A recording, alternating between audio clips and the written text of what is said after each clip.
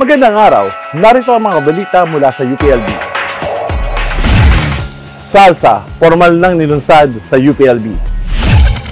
2024 Philippine Higher Education Leadership Summit, pinangunahan ng UPLB. UPLB Admin, nag-training para sa Sustainable Development Goals. Formal nang inilunsad sa UPLB ang development platform na Sustainable Agricultural Landscape in Southeast Asia o SALSA noong October 14. Layunin ng SALSA na aralin, magsaliksik at suportahan ang paglaganap ng iba't ibang klase ng sustainable agricultural practices sa Timog Silangang Asya. Nagsimula ang SALSA noong 2022 bilang isang joint initiative ng French Agricultural Research Center for International Development o CIRAD, kasama ang UPLB, University Putra Malaysia at Institute Pertanian Instiper ng Indonesia.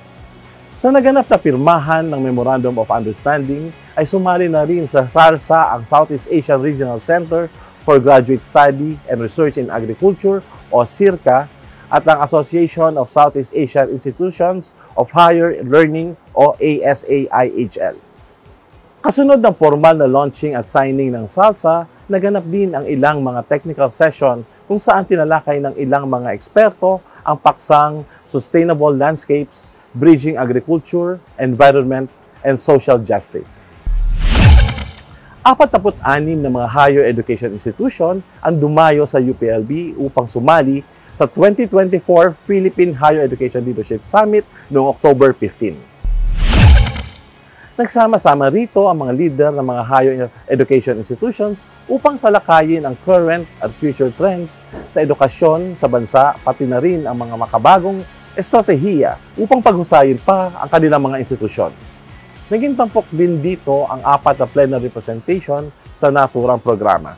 Tinalakay rito ang Sustainable Development Goals in Higher Education, Sustainable Agricultural Landscape in Southeast Asia, Impact Rankings, and Internationalization at AI in Higher Education.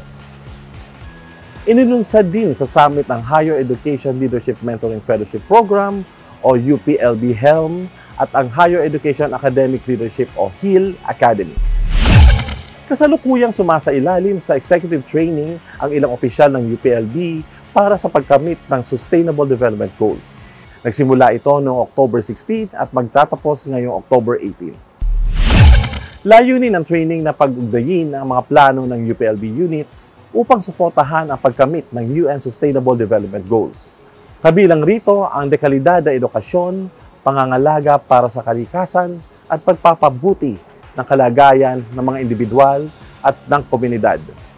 Isinasagawa ito sa tulong ng isang curriculum mula sa learning platform ng Brightspace. Dumalo sa naturang training ang mga pinuno at punong administrador ng UPLB.